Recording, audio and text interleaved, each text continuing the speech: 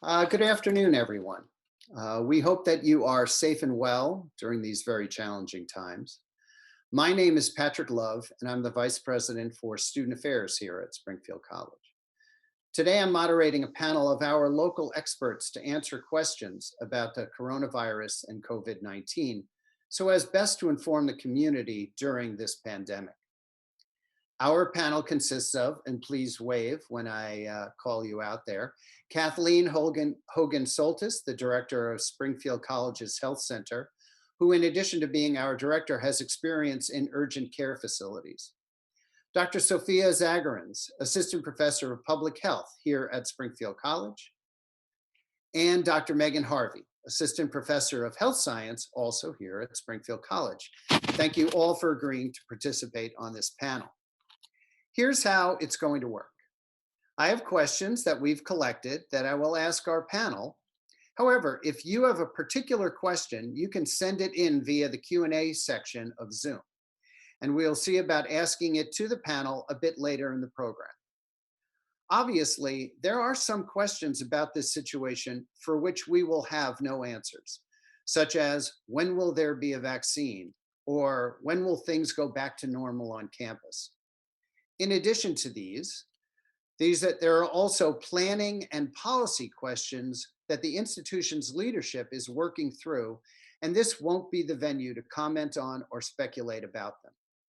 I do encourage everyone to keep up with this evolving situation on the COVID section of our website and to regularly check for updates on our FAQs. Now, before we get started, I do want to address a different concern generated by this move to people remaining at home. We here at the college recognize that for a small portion of our population, home is not necessarily a safe or comfortable place. For example, we know that some members of our LGBT community are not accepted at home for who they are. We know that some of our other students have returned to very difficult home situations. If this reflects your experience, please let us know. We may be able to help. The Dean of Students, Sue Nowlin, can get students connected to support services, and our counseling center has moved fully online and is conducting therapy sessions via Zoom. So please let us know and let us try to help. Finally, I also want to acknowledge that by now, most people know someone who is either tested positive for COVID-19, is recovering from it, or may have lost their life to it. Please know that we're praying for everyone's safety and health. Okay, we're going to get started. And again, if you have a question, please enter it into the Q&A section of Zoom. So I'll ask the question and you can choose who's going to answer it. So let me start with, why is the CDC recommending that people wear masks now when at first they were saying not to? I mean, I can start off with that one. More specifically, they're recommending facial coverings, not necessarily just masks, that not everybody has access to a mask, nor does everybody need a healthcare quality mask.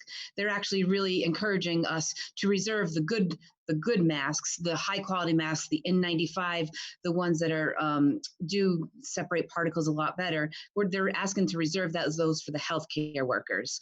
But the reason that they weren't doing it at first, compared to now, is because of studies. We're learning more and more about this virus every single day. So at first, they thought that only people who were actively sick with the virus, showing symptoms such as cough, fever, or the other symptoms of it, were the only ones that could potentially spread the virus. They've learned that that's not true. Now they know that upwards to 24, possibly 48 hours prior to you even become symptomatic, you're spreading it. So the purpose of masks are simply to prevent the spread of the virus that you may have. The masks that they're recommended don't necessarily protect you from getting the virus. It's more about protecting others around you. So if you're going into a grocery store, they want you to wear it so you're not, if you cough, if you sneeze, you're not spreading those respiratory droplets to others. Great, thanks. Okay, so testing. When should a person get tested and where would they go to get tested? Kathleen, this is probably a good one for you Sure. too. Yep. So, He doesn't want to hog. nope. So I will continue that. So testing is still one of those things that is evolving every day. But there are definitely more sites available for testing. And so it's definitely, that's why we're going to see the numbers surge. And we have over the past several weeks, is because more and more tests are being done. The CDC is still saying, however, though, if you have mild symptoms such as a cough, fever, but otherwise doing okay, you're not showing any signs of severe distress, you still don't necessarily need to run out and get tested. And they're encouraging us not to. They're still trying to keep testing a priority for frontline persons such as healthcare workers, your emergency medical responders, and they're expanding it into the other frontline workers, right? The grocery store workers, anybody that is deemed essential, that is dealing directly with the population who is at higher risk.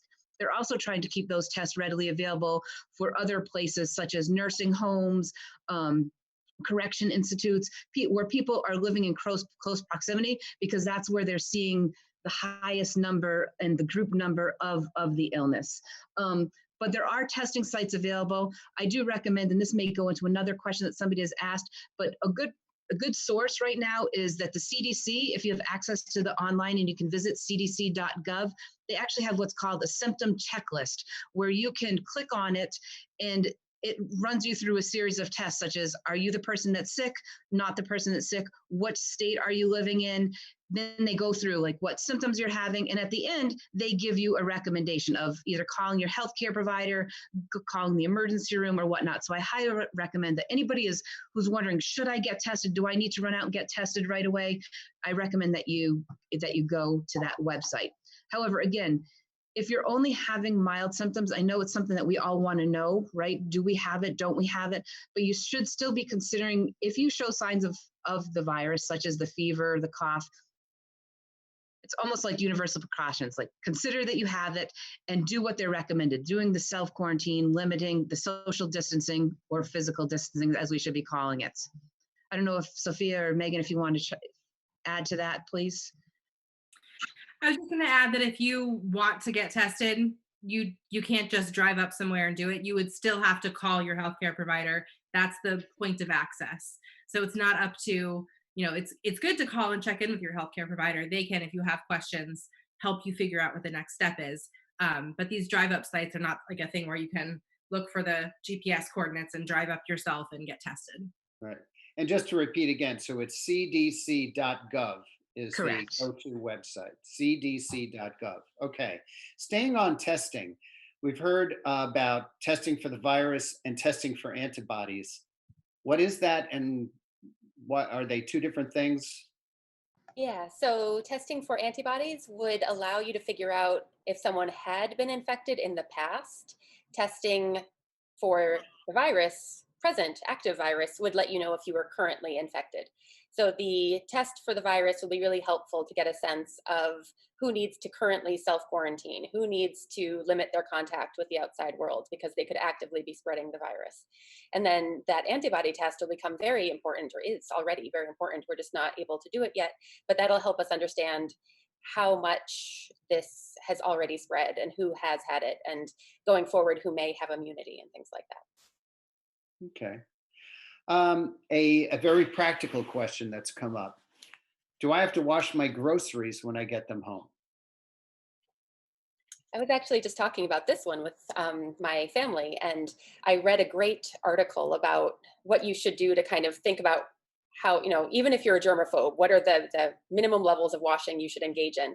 And basically, once you're home with your groceries, you can just put anything away that you're not going to be using within about 24 hours, because it'll kind of, any virus on that will die off in your cabinets over 24 hours. The virus tends to be present for 24 hours, and after that it's mostly inactive, and there's not a lot of chance that you'll get infected from anything that's been sitting around. So if you've got a bunch of cans of soup and boxes of cereal and you're putting them away, they will be clean if you're not going to be using them within the day or two. And anything that you do plan to use within the next 24 hours, you could certainly wash if you felt like you needed to, but depending on what it is, like my mother-in-law was asking, should I bleach my bananas? And it's No. And what you should do is take the banana. If you just brought it home from the grocery store and you want to eat it right now, you would pick up the banana and kind of peel it and put it on the plate and then wash your hands and then throw away the peel. And the banana is, actually throw away the peel, wash your hands, pick up the banana, and you can eat it. But as long as you're not licking surfaces from items that you just brought home, you're fine. Just, washing your hands is actually what you really need to be focusing on, not washing every box and every packaging and that kind of thing. Okay. I'll just add on that we have really good evidence that soap is a great way to disrupt this virus. So we tend to emphasize Lysol sprays and bleach and disinfecting wipes. And those are great if you are out and about and you don't have access to soap and water. But as Sofia was saying, if you have soap and water, so it's actually less soap than you even need, or that you would think you would need. So you can get like a rag and get soapy water on it. And if you're worried about it, you can just kind of wipe down the surfaces. And that actually does a great job breaking up the proteins and inactivating the virus. Okay. And then wash your hands. All right. So we've been told to stay at home. We get it. But what about going out for a walk, for a jog? Is it safe to go out to walk, to jog in a park? What are the parameters around going outside that we should be concerned about?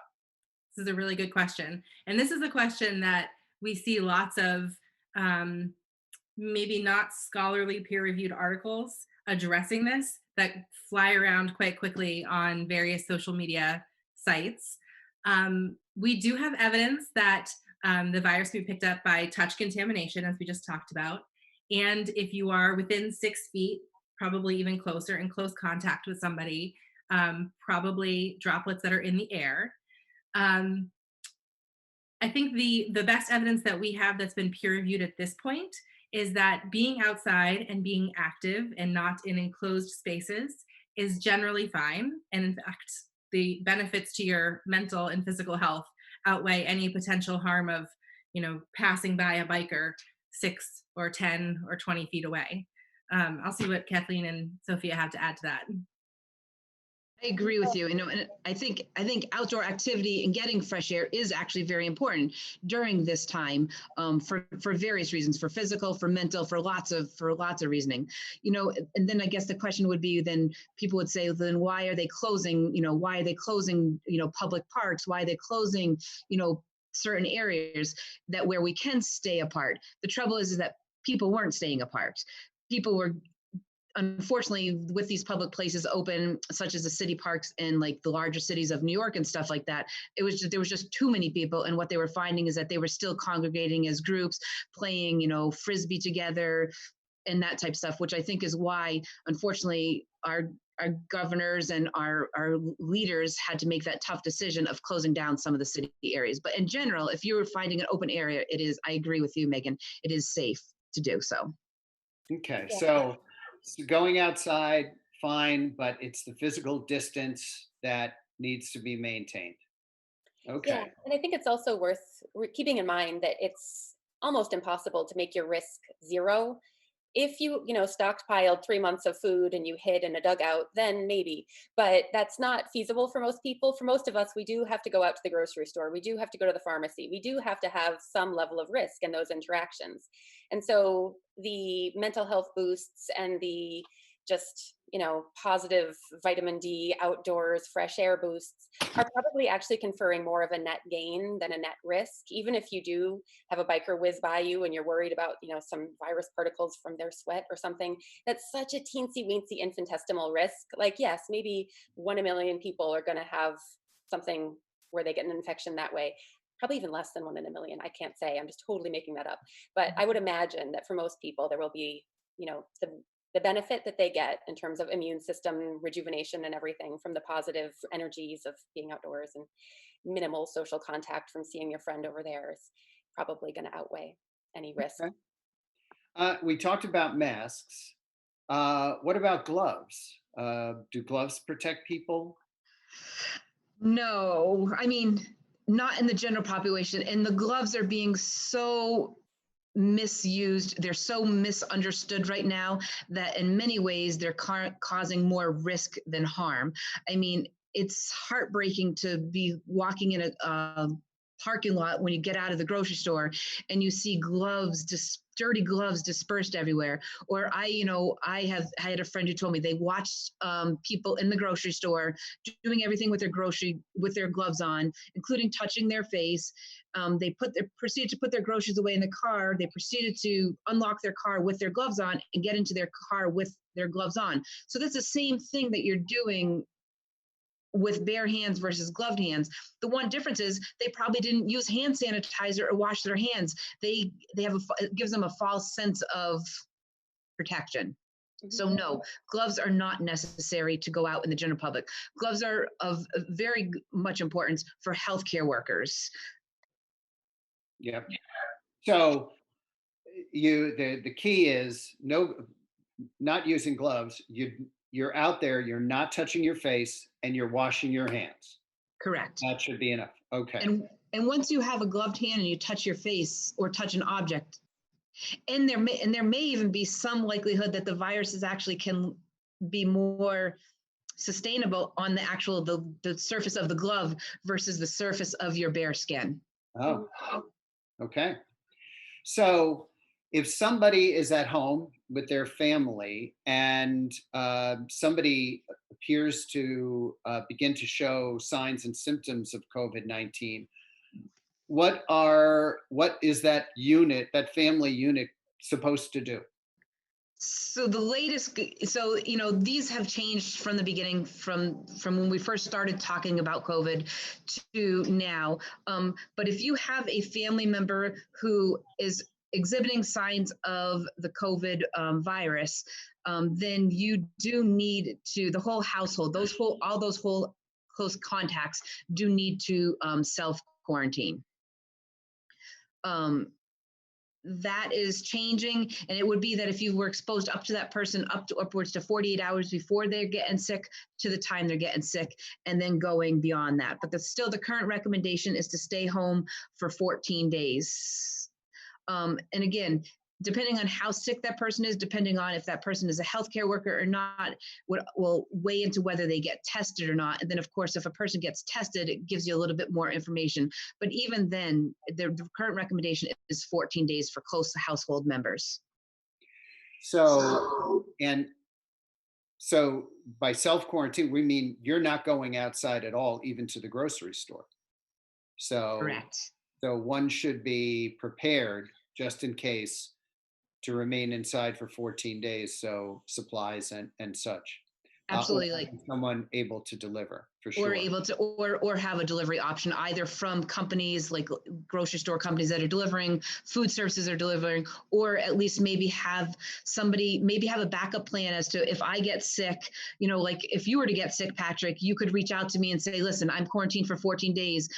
Every so often you ask somebody to bring certain supplies to you. That person leaves those supplies outside your home and you go and pick them up. So there's no direct contact between the two of you. Okay. But planning ahead. Yep. Planning ahead for the eventuality. What do we do? Neighbors, friends, family members, delivery services. What would we do in the event of? Okay, great. So sort of still on that topic. Family units who have people who are still working outside the home, what should they be doing differently, if anything?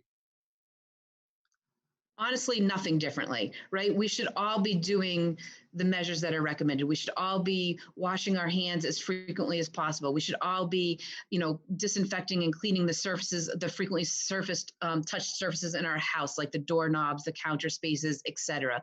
Healthcare workers or frontline workers should take the precaution, like in terms of like when they return home, they should also be making sure that they wash their hands, getting out of their clothing and showering and doing all that appropriate stuff. But as long as they're not exhibiting signs of the illness, there's nothing different that anybody needs to do. Okay. So we talked about somebody's self-quarantine. They have things delivered to them. What about those things that are delivered? Food deliveries, Amazon packages, mail. What precautions, if any, do we need to take in those circumstances? The easiest thing to do is the steps that Sophia outlined earlier, where if you can get a delivery to your front porch and it's in your Amazon box and you just can leave it until tomorrow and then go out tomorrow and grab it, that's perfect. You don't need to take any other steps then. If you just got dinner delivered, that's going to be difficult to leave out overnight. So you'll have to go out and get it. And you would just do sort of the grocery steps that we talked about, which is, always wash your hands right before you eat. So all the stuff that you're doing to plate food and all of that, as often as possible, washing your hands. It can't hurt if you have that soapy washcloth or something to try to wipe some surfaces down for plating. But there hasn't been much risk that we've seen evidence of from delivery or takeout for dinner options. Mhm. You mentioned how long the virus survives. What do we know so far about how long the virus survives on particular surfaces?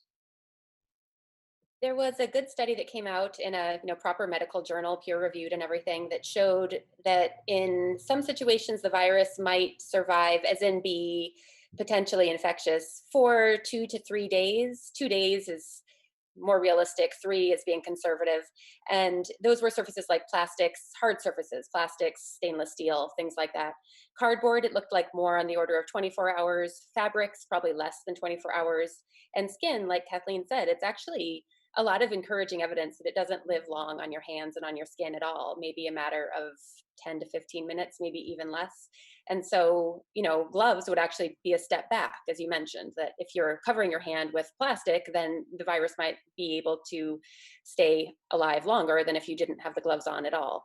But I think it's worth kind of being erring on the side of caution, depending on what your activities are. And so knowing that, if you've had a room that you haven't gone into in a week, well, then for sure it's safe in there. Nothing in there would have any virus on it.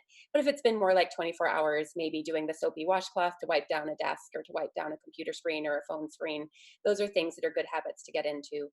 And, not worrying too much about packages, because the cardboard is unlikely to be a hospitable surface for the virus for very long. So if you can just grab your packages and leave them inside your door or on your porch for 24 hours, it should be quite safe at that point. Okay. Um, Now, one of the things that's been seen online is the ibuprofen may make it worse. Is that true? Is that still being looked at? I can answer that a little bit. So that was what they were first concerned about, but they're finding that hard to prove now. There's still a lot of question about that. So no, that has not necessarily been proven. However, since there are other medications out there available that do the same for a fever, most healthcare providers are still recommended that if you do feel like you're running a fever, or if you do feel like you're running the COVID symptoms, to stick with more like your acetaminophen, which is your Tylenol at this point in time. Okay. So we hear a lot about flattening the curve, trying to, that's why we're physically distancing ourselves from each other and taking some of these extraordinary steps. If indeed we are successful, we flatten the curve, we get through the surges that we've heard about that are threatening to overwhelm our healthcare system. As we emerge from that, what can we expect that will look like? I mean, assuming the light switch doesn't just get turned on and we're back to normal, but what can we anticipate based on what we've learned perhaps from other pandemics? I think we're likely to see sort of a slow opening of things. I think we'll probably start with things like businesses. So we won't be living in this sort of shelter in place for forever. Stuff will open back up. They're going to keep probably an eye on large gatherings. So large groups of people, large weddings, that kind of thing might take longer for us to get back to that kind of a setting than, the local hardware store. You probably are going to be able to go over there and grab some paint supplies, sometime this summer. Right. And it'll also depend a bit on the availability of testing. If we get to the point where widespread testing is being done regularly, then there may be more opportunities for large gatherings if people have already been tested and are safe. it'll just depend on what we learn in the coming months about who's already been infected, whether those people do have prolonged immunity, whether we can ramp up testing to the point where it's routine for all of us to get tested. Not just if we don't feel well, but even if we feel well, just to keep track of how far the disease is spreading and how likely a contamination event is in a certain population.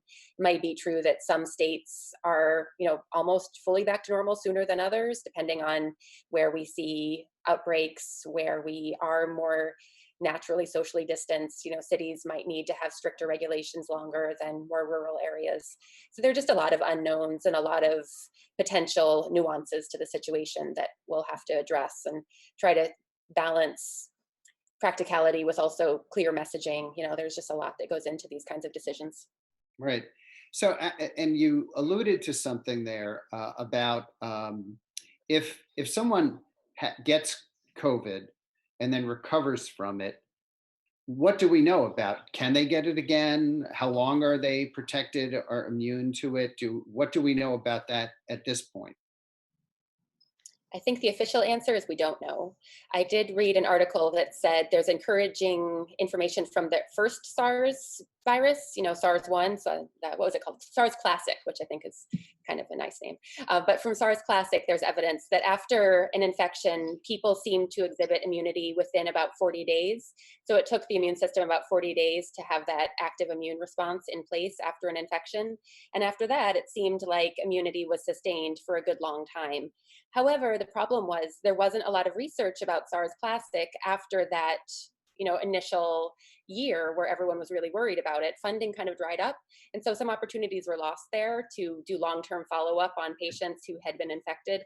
And I think, it would be really interesting to go back and find some of those patients now. Are they still immune to SARS Classic? Then extrapolating from there, what does that mean for the novel coronavirus? Is that potentially going to be a similar scenario if people are still immune to that pandemic, or not pandemic, but outbreak from about 20 years ago now? Would that mean similar results here? But there's just so many things that are unknown. There's encouraging, hopeful evidence, but there's not clear, firm, we know what's going on evidence. I just want to say that your response to the name SARS Classic was spoken as a true epidemiologist, that you were But into like, the soda name. companies do, like Coca-Cola Classic, SARS Classic. So, bigger picture, some of the questions that have come up are the different mortality rates in different countries. Certainly, we know here in our country that African American and people of color have a higher mortality rate. East Coast versus West Coast. Any perspective on what we're learning from these sort of differential responses to the virus? There are lots of different pieces that go into that. Some of them are about testing, right? So we get a better picture of what's going on, more or less, given the number of tests that are run. So that's one of the reasons we see differences, right? The more people that are tested, the more positive tests you'll see. But there are also, the other part of your question, there are some real differences that we're seeing in terms of who seems to be most severely affected.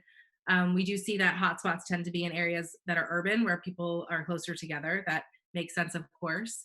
And we also are seeing particular groups who seem to be hit harder, some of which has to do with pre-existing conditions based on our understanding of the virus at this time, and some of which have to do with access to healthcare and timing of getting help. So if you think about if you started to get some symptoms and when you would start calling the doctor, and then you could think about a different group of people who had less access to healthcare and how long they would wait before seeking help.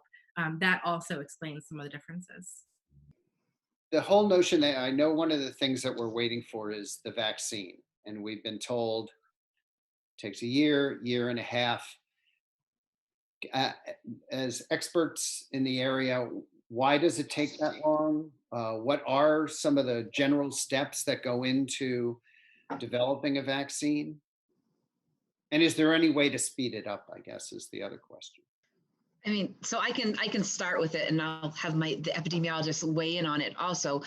Typically, a normal vaccine that there's not a rush for, an emergent need for, can take years to do it. Obviously, in the situation of a pandemic, they changed some requirements and they expedite it as much as possible. I mean, the good news is that there are already trials in the study phase, or in the trial phase, I should say, right now. But there's typically 3 phases of developing a vaccine. The first one is the phase 1, where they determine, is this vaccine even safe? And they have to gather up a lot of information. Typically, that usually takes 6 months, but we're already ahead of that line. The next phase is to determine how well does it create an immune response in the host that's getting it. And that typically can take years too, but they're hoping to expedite that. And then phase 3 is figuring out the effectiveness of it.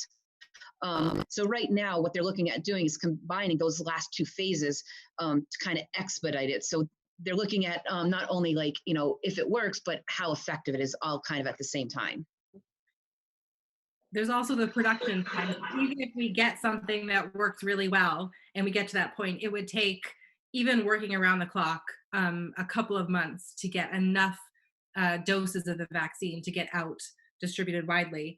I wanted to say that I just saw a study this morning that I think we're up to like 65 different trial vaccines that are either just entering the preclinical phase. So there's lots of work being done on the science side of it, but now there's a ton of trials to go through to see if these scientific discoveries work, and then making sure that they're safe for humans. Hmm. A quick clarification back to a previous topic. So, sort of solid surfaces, stainless steel, plastic, and such, it can live a decent length of time on. Skin, less so. Fabrics and clothing, where does that fall? Probably even less than on cardboard. So cardboard is 24 hours. Fabrics are probably, up to 24 hours. Okay. So Okay. the softer the surface, the less the virus likes it, dries it out. Okay. Can you speak about, you've sort of alluded to this a little bit too, what we know about the transmission at this point, how someone gets infected by somebody else? Yeah, we know this is pretty infectious compared to other things that we're used to seeing, compared to the common cold, compared to the flu. What that means is that if you are in close contact with somebody who is sick, which at this point would probably mean you are a healthcare worker, or working in a grocery store, or a family member is sick. If you are in that kind of situation in close contact, this seems to be quite infectious, right? So if you are within 6 feet, whether it's contact to an object that then you touch as you're helping the person, or droplets from a cough or a sneeze, or even just talking, it seems to be readily passed and transmitted that way. If you are outside of the house and not in close contact, we have less information, but we do know that it's not a super spreader, where if you are in a grocery store and somebody, I think, Sophia, this is the example that you had mentioned before, if you sneeze in a grocery store and you're 4 aisles away, is that going to be something where you are at risk of getting it? Your chances of that would be, I think, less than 1 in a million, less than our Yeah. biker example. Yeah. Yeah, I think it's worth, being aware that there are some viruses that are just amazing at lingering in the air, and you can get infected if you walk through a room that someone was infected in hours ago. Measles is one of those. This, fortunately, is not anywhere near measles. It's, more infectious than the flu, but not as infectious as the original SARS, I happen to know. But, I think Mhm. there's a whole gradient, and this one looks to be a little worse than seasonal flu in terms of the estimates, depending on the population too. It's just the numbers are still so early. We don't have really solid numbers yet about how many people are in fact infected and have been infected and were exposed. So everything's an estimate, but the window of estimates looks like it's anywhere from a little worse than flu to a lot worse than flu. But even the worst case scenario is nowhere near as bad as measles. Mhm. So you can get it through the air, but you have to be in close proximity to the person who is infected. And they Right. also say for a prolonged time, which there's still question about exactly what that time was, but currently the CDC has, a little asterisk out there that prolonged means probably longer than 15 to 30 minutes, give or take. Okay. So it's not walking by. It's getting back to like the bike rider passing you in the park, right? It's not that quick passing by. It's the close to close interaction. So being one of your household members where you're likely to have close contact. Yes. And why don't we have more tests for this? That's a really good question. On one hand, it's really difficult to go from production of 0 tests for a virus we don't even know exists to ramping up to a large scale.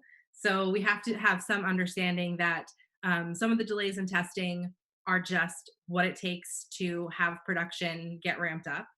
On the other hand, we do have to acknowledge that there were delays in getting the testing ordered and funded and distributed, and sort of issues in like the supply chain for that. I don't know if Kathleen or Sophia has something to add to that. No, I concur with exactly what you said. And the other thing is that we had a lot of influenza this year. So similar swabs, for instance, are used, the same type of swabs. They're called nasopharyngeal, basically where a small Q-tip-like device goes up into the patient's nose. Those same type of swabs that we use for influenza are now being used in much of the testing for COVID. And so supplies were already low because of the high influenza rate. So they're having the productivity issue with that in and of itself. But those are all things that they're working on.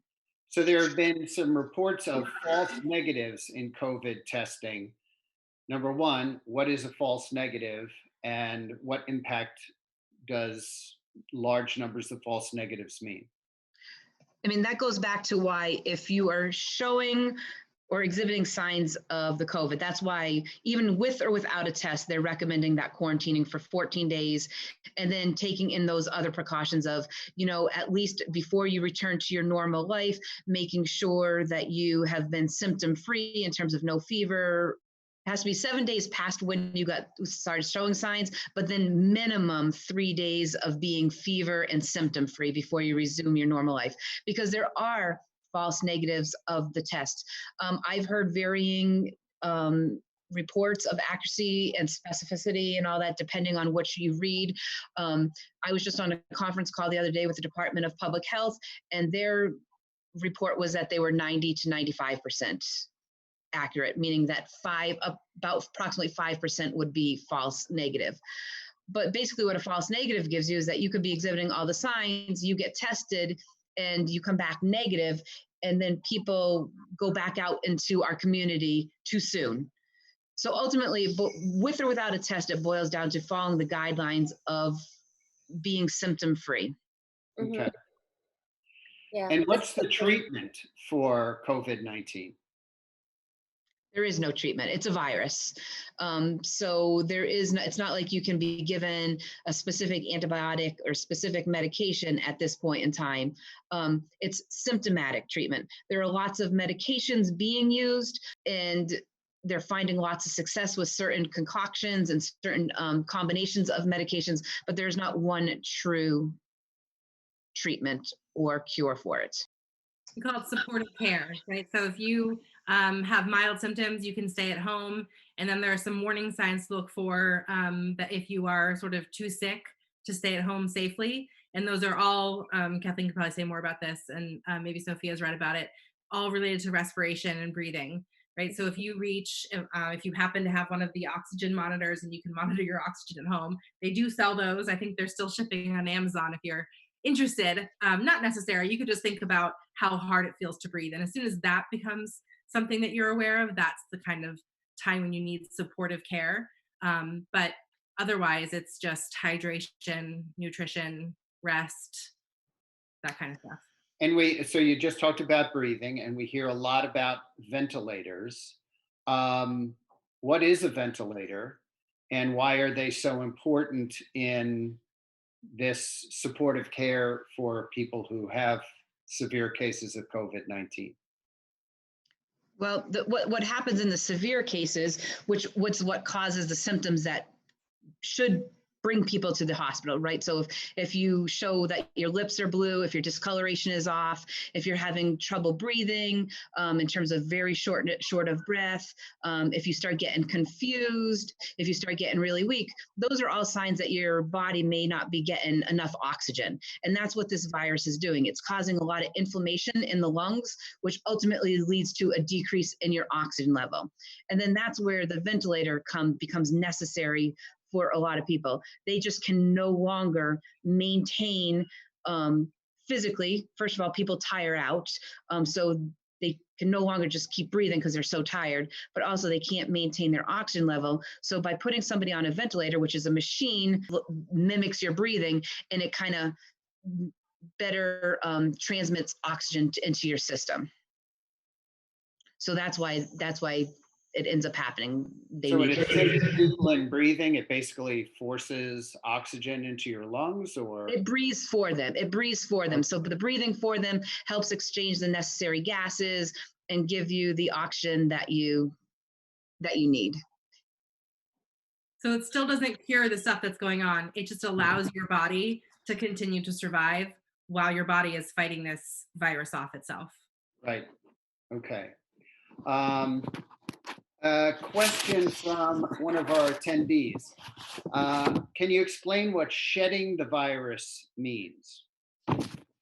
That's just referring to the way the virus spreads. So if it's a respiratory virus, if it's spread through the droplet route, the way this one is, it means that when you are breathing, but it's also, especially when you're coughing and sneezing or maybe laughing, you do have a large amount of the virus in the respiratory particles that are leaving your mouth.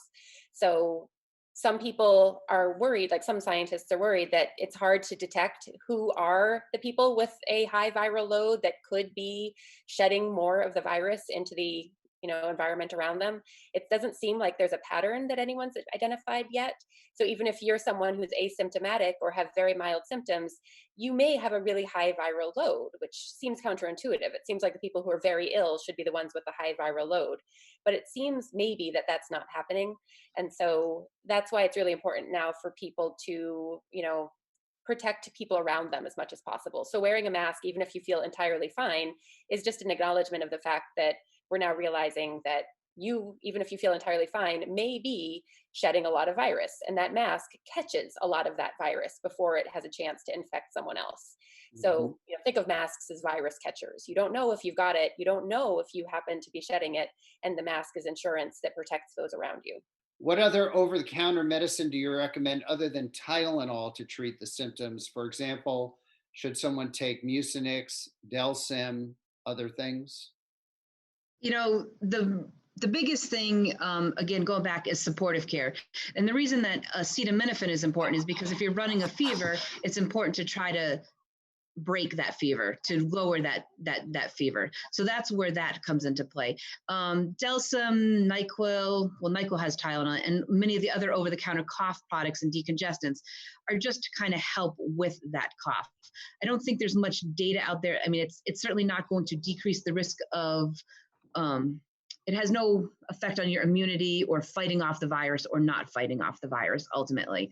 More importantly are the basic things: rest and staying adequately hydrated. Those are two of the things, especially hydration, are two of the big things that your body needs as your immune system is kicking into gear and trying to fight off this virus that it needs. Okay. So if the cough medicine is helping you sleep, that's good. It's not going to cure the virus, though. Okay.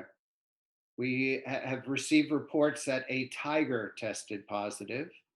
So how is that possible? And then how should people feel about their pets, cats and dogs? Can they get it? What's the thinking on human to animal, animal to human transmission of the virus? I mean, for me, that's a tough one. My background is dealing with the humans, so I think this is still one of those big unknown areas that they're looking much more closely into now, especially with reports last week coming out about the tiger. But I don't think I don't think any of us knows enough about that to really speak on it in detail. Yeah, it's definitely one of the questions that we have. Evidence that we've had so far that WHO has released is that like household cats and dogs do not seem to be impacted. Why then tigers in a zoo would be impacted? I think, as Kathleen said, is a question we all sort of have. The good news is that those tigers seem to be recovering well, so maybe they get a more mild version. I don't know. But it's definitely one of the areas that we are curious about and that I think we'll get more information about. I wouldn't worry about household cats and dogs at this point, though. Thinking back to H1N1, to SARS, classic and otherwise, MERS, were there any reported cases of human to animal transmission in any of those that you're aware of? Yeah, MERS comes from camels, which is very interesting. But a lot of these are zoonotic, meaning that they jumped a species to get to humans. So they were Right. endemic in some animal species, and humans had close contact with those animals, and that's how it got into the human population in the first place. And so, just PSA: don't knock down the habitats of any animals because you don't know what you're disrupting in there, and those animals may then go out and not have a home and infect a lot of people. But certainly there are very interesting chains where human to animal transmission is possible, and once something jumps from some animal species to a human species, it could then potentially jump from a human species to some other animal species. And it's a fascinating area of study. How does this happen? What are the things that need to line up for that to be possible? And I think the more attention that is given to this virus and the more time people have to kind of see what's going on with how the virus works, there'll be better answers about what is possible and what is a real concern. Hmm. But a And lot do of we? times it's also worth noticing that like a virus will jump to an animal, but it'll be a dead end host. So it might go to this tiger, but it can't infect anyone. The tiger is not going to infect anyone. So like we've been really lucky in the past with certain things that were novel viruses that could have spelled disaster for the human race. But although they jumped from an animal to a human, they couldn't jump from human to human. So maybe this virus can jump from a human to an animal, but then it can't go anywhere from that animal. Maybe. Okay. I'm always thinking on the, maybe everything's going to be on And the I side. think the last question I have is, what do we know about the degree to which the virus is mutating? I would say viruses always mutate. It's kind of what they do. And it's a scary word that we watch science fiction movies and are, aware that anytime something mutates, it's bad news. But it's also in the context of DNA, kind of just business as usual. DNA just mutates. That's what cancer is. Like if you, have a cell that's mutated in this really very unlikely way, it can eventually become a problem in the form of a, uncontrolled cell growth kind of thing. For the most part, those mutations never cause problems, but if you're unlucky, it can. And so with a virus, the novel coronavirus seems to mutate less than some other viruses that we're aware of, just because of the type of virus it is. So that's good news. And although viruses mutate all the time, most of the mutations are just kind of white noise. They don't actually do anything to the function of that virus. And in the grand scheme of things, what a virus wants is to not kill you. A virus is not an evil villain that's out to destroy anyone. A virus wants a cushy place to live. And so the viruses that manage to live inside of you and not hurt you are going to be the ones that are successful. So the virus mutations that would, if they changed the productivity of the virus, the ones that would be selected for, evolutionarily speaking, would be the ones that make the virus less dangerous. So there is evidence that if you study, the life course, the progression, the evolution of a virus, that over the years, they tend to become milder and milder. And very rarely there's a mutation that'll make it very dangerous, but those mutations tend to die off because once you've killed your host, your chances are shot at spreading to anywhere else. So in general, it's a good thing. Like a novel virus will be at its peak in terms of how dangerous it is at the beginning. And on average, it'll tend to develop towards a more mild virus over time. That's what we've seen in the past. And that's, not a hard and fast rule, but that would be a general expectation that, there's always going to be exceptions. But if we were going to say we expect something to happen, any mutations would be expected to create a milder form of the virus.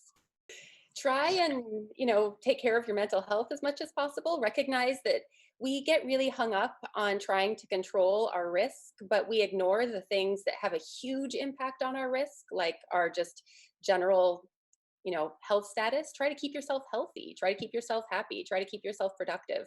Those things will probably make you far more resilient if you do get exposed, if you're in a good place when you are exposed. If you're really run down from all kinds of stress and anxiety and lack of personal care, that's going to have a potentially much more important impact on your what's going to happen if you get exposed and if you were wearing gloves and a mask and all of that kind of thing. So that's just general public health advice is, sleep, eat right, try to laugh a little bit, take care of yourself. And it's boring advice, but it's, the reason that advice lasts is because it's just really good advice. And if we could just do it, we'd be, pretty well. We'd be doing pretty well.